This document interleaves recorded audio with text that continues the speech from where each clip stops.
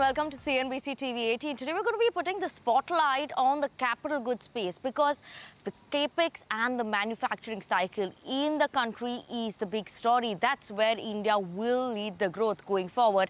And to talk to us about that, today actually we're at a very special place. We're at the Sri Sati plant of Thermax. Thermax is going to be completing 60 years this time. And to talk to us about the capex story, business with purpose is the motto of Thermax, and that is what we will be talking about with the MD and CEO of the company. We have Ashish Bhandari of Thermax at the plant. Ashish, firstly, thank you so much for, letting us come here, visit the plant and, know more about the capex story as well, Ashish. Vinny, thank you so much to you and to the CNBC team for making your way out here. It's a pleasure to host you. Pleasure to be here, Ashish. Let's start by talking about first Thermax. 60 years, that's what you'll be completing at the end of 2026. And what a journey it's been, right? From a boiler maker, today y'all are across diversified, industries that we could talk about, even new energy kind of industries that you're focusing on. How has the story been in the last 6 decades so far? And now what is the growth driver that you see that could come in? Look, I'm relatively new to Thermax. Yeah, I've been with Thermax for 6 years. There's so many people that I know who have worked their entire lives with the company. And it's a fascinating story. It's a company that in every phase of its development did what was important for India, but in a way that was, in the eyes of the company, the right way to go about it. Mr. Rohinton Naga, who took the company public, his seminal words were, profit is not just a set of figures, but a set of values. And that is a theme that has continued for Thermax throughout its journey. It started with boilers because that was, at that particular point, India needed packaged boilers because hospitals and many other industries had imported equipment, and entire hospitals would go through problems when steam could not get generated. So he said, I'll start to make them in India. And this was the time of the license Raj. As India grew, Thermax grew. It grew into many adjacent spaces around it, got into water technologies, air pollution control equipment, chemicals, and the like. Where we stand today, I look at the next phase of our evolution as perhaps one of our most exciting times forward. And that is because, A, the world is changing. Yeah, energy transition is a big, big topic. We are all looking at what we are doing to the climate. And any company that has the capability to make a difference, and Thermax does, this is an exciting time. Second, equally important, India too is at a very specific juncture of its own. Yeah, to get to Viksit Bharat, Indian companies have to think in a very different way, much bolder than what we have done ever before. And with that view and that look is how Thermax is looking at the future. There's a lot that we have achieved, but our journey in many ways is just beginning. What about the overall capex cycle? When I spoke to a few people, they highlighted that maybe private capex is there, that we're seeing a comeback. I want to know about both, the capex cycle overall. Are we seeing an increase in private capex, public capex? What's the story right now? Thermax has never been directly driven as much by government capex. We are more of a private capex driven company. I would say post-elections, there was a bit of a slowdown. And especially for Thermax, there was the whole ethanol industry, which after India hit E20 came through a bit of a slowdown. So that affected. But I would say the last few months have been good. And as I look at the next coming period, in India, we have got many new industries, electronics manufacturing, semiconductors, solar modules and cells progressing, and then of course data centers. So you see a new wave of companies coming in, which were not part of our ecosystem even until 2 years ago. So there's a shift of where capex is coming from in India. And given the overall demand strength as we are seeing, I expect the coming period to be of a much stronger, larger revival in private capex all across India. Okay, so you are expecting a revival there. You touched upon all these data centers or the systems that were not there in place for India so far. Is that something that you all are working on? Very much so. In the last quarter itself, we had two of our biggest wins in data centers. I'm very proud and happy to share that we had a big breakthrough in the US to export for one of the largest data centers, which will ultimately be providing storage and cloud storage for one of the largest companies in the world.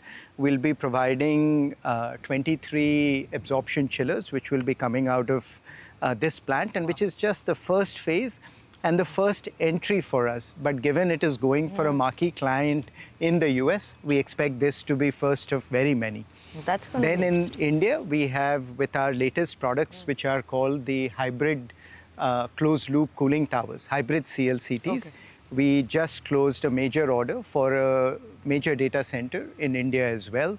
So two very different products, both cooling related, one in the US, one in India. So for Thermax as well, the entry into data centers is now very real and now.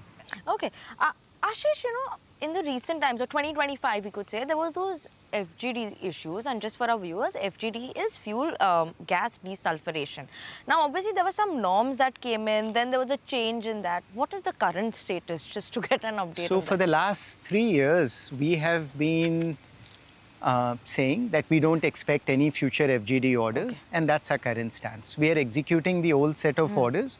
Our order book also went through what seemed like a dip, because all of these kinds of orders we said we don't expect in the future. And as I look at the future as well, I don't expect too many central government's actions towards pushing FGDs. So, and when will all these orders be completed for the So the company? orders between this year and next year, all of our FGD backlog would be done and so by over with. FY27, you all will be done with We'll that, be and done not with much of an FY20. expectation of anything more. coming Anything in. beyond that. You all have also interestingly, you know, focused on lowering those low margin businesses, right? So, are all those executed, or that will also be done by FY27? So between this year and next year, and FGD projects are one such Sure. set of projects. There's one other very specific project which also will be done. Finally, the other segment which continues to remain is like this bio-CNG space, where we have done these 14 plants, but doing that has been technically challenging, not just for us, for the entire industry. But this space I'm still hopeful for, because it makes a lot of sense for the country to grow this space. Okay. Done well, bio-CNG should be India's next ethanol sector. Okay, and where do you see any specific pockets now that are showing great green shoot for growth? Maybe for Thermax, maybe for industry. Bio-CNG you mentioned, but apart from that, petrochem, ethanol side, biomass side, what is it, or where is it that there are these pockets that are showing So green one shoots? we already talked about, the entire this new group of industries, data centers, electronic manufacturing, semiconductors, solar cells, all of these are suddenly creating a big book of business, which is newer for Thermax and newer for the space at large. That is one. Two, overall, clean water and the water space is very interesting, because India right now, driven also by many of these industries and by higher compliance driven by government initiatives, is making sure that water gets recycled lot more than what was done in the past, which means zero liquid discharge solutions, desalination solutions.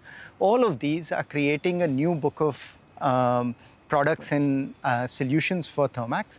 Third, I would say international. Okay. Yeah, international, Thermax has been investing in growing our presence globally. That is now starting to show up. From India, exporting out to the world, I think you will see Thermax becoming a lot more of an exporter than we were So from previously. that 14%, where is it going to go in terms of export then? At least double that would be the expectation. By when? By, look, over the next 3 years even. Wow, So we that's would gonna like be to fun. do that. Though if India continues to grow very fast, we won't be the ones complaining. No complaining on that No front. complaining. But on that note, I want to go and start seeing Let's the do that. factory Yeah, as that's well. the joy. that Instead of standing outside, let's walk might as well inside. see the work going on there. So we'll go Absolutely. back in the factory now.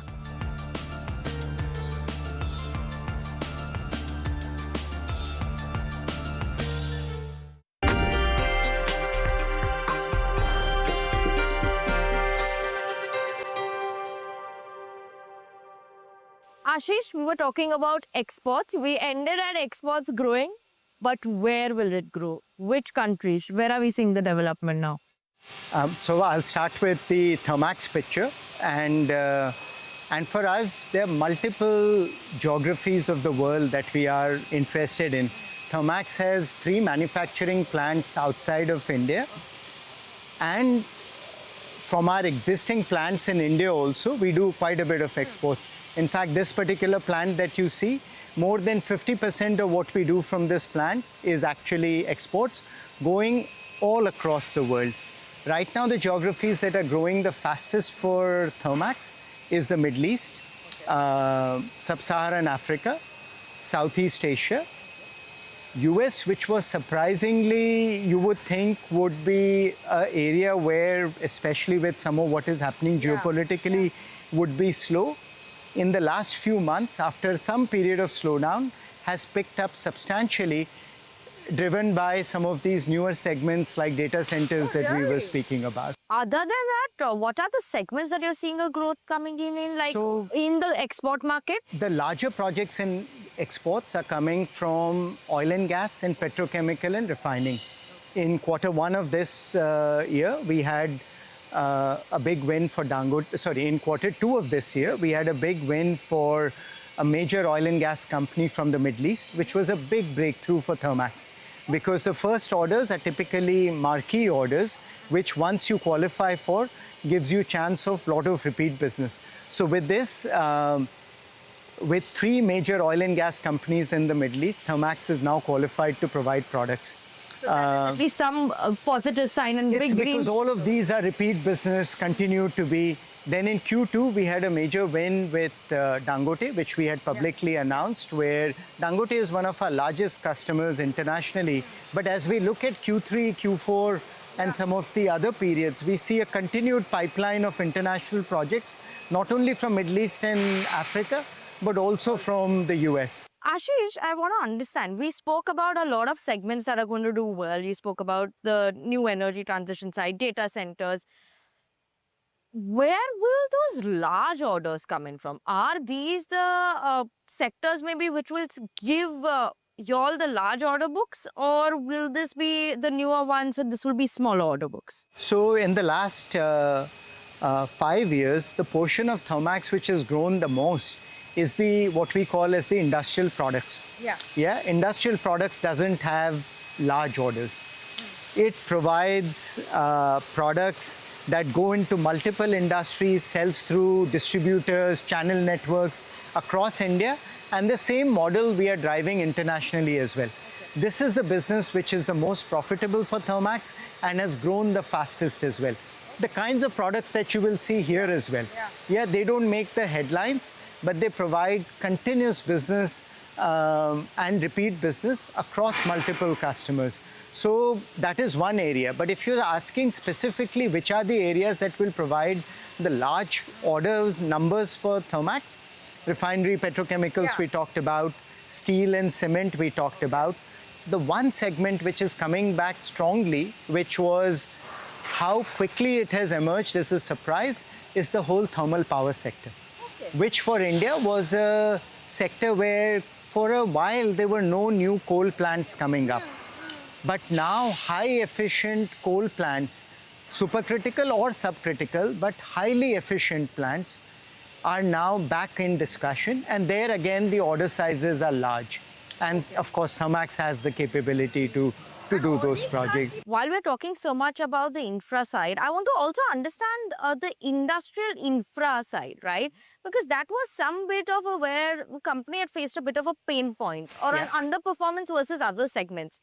How is that performing now, or where is the trajectory of that business moving on, given that it's a major part of the businesses? Look, I would say of the last few years, the current period that we are in, the last 6 months, and as I look at the outlook for the next couple of years, this is the most optimistic I am and have been for this particular part of the business for 2 reasons. First, the kinds of wins that I talked about, the international wins, the growth of India's power sector, some of the newer, bigger projects that are coming in internationally and domestically are all of the kind that is very much in the sweet spot of what the industrial infra business excels at.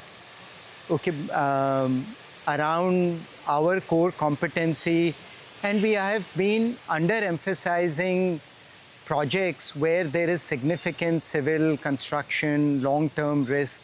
Even businesses like FGD, we said for the last 3 years itself, we will execute our current set of projects, but we won't do any more. So our backlog in industrial infra is starting to go up. The quality of that backlog is continuing to go up.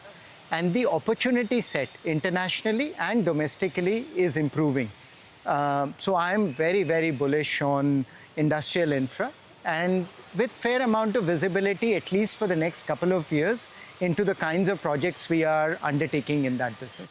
Ashish, what about your subsidiaries that are there for Thermax as well, right? FEPL, TO, TOSIL. TOSIL. All these, how are they doing, and how big can, actually I want to understand chemicals, green solution side, how big can that be? As we continue to look to the future, many of our businesses we are incubating. Yeah, hydrogen is a great example where over the last year and over the next 3 years, we will be investing more than 100 crores in just establishing a hydrogen business. And we know for the next couple of years, substantial revenues won't show up. Yeah, but we know they are the right investments to make as we look at energy transition and as we look at Thermax of the future. Bio-CNG is also one such example of where we have made significant investments. TOSIL is the place where we provide green energy, which is steam or power, to our customers on a build-own-operate basis. It's a fantastic story where we have now done more than 50 plants in India for our customers. And one of the best examples that I can share with you is one of the biggest names in F&B for their noodle plant in Gujarat, which was coming up. They shifted from using coal or fossil fuels to using biomass-based steam, because to make noodles, you need a lot of steam. And Thermax built that plant for them on a build-own-operate basis, using local agro-waste which comes from that local geography, groundnut shells, whatever else was available, converting that into steam to the customer on a guaranteed basis. So the customer is guaranteed a plant uptime, availability of steam, and all things considered. The customer has liked the model so much that on multiple plants across India, they are moving completely to this plant. So that is what TOSIL can do. Yeah, last FEPL, which is our foray into renewable energy and renewable power, that business we have invested in and we continue to grow. Our plan is that we will grow it to 1 gigawatts for our customers, and at that point we will bring a suitable partner in to scale that business up as we look forward. Okay, suitable. Once you'll reach that scale, when the new partner will come? Which should be within the next couple of years. 17% CAGR growth approximately that one has seen. Is that something that can continue for the company? Or do you think overall the industry could grow faster than that if the push comes in faster? I am an optimist by nature, yeah, and I believe the next 20-25 years are India's years. Yeah, and this is the period where if India has to build 3 Indias, what we have done in the last 75 years, multiple sectors will have to think very, very differently. Yeah, and a company like Thermax has a big role to play in supporting that growth and also making that growth happen. So I believe, I don't think we should be limited to a particular growth number. Our ambition should be to build products that are revolutionary, to be able to do them in a manner which can stand up. And if we do that, a 15 to 20% growth number should be achievable. The vision board for Thermax is going to be what over the next decade? Our vision for the next decade is to be a partner to our customers in their journey through energy transition, In a way, the Thermax itself is a lighthouse company with capabilities and a solution set which is leading not just for India, but for the world at large.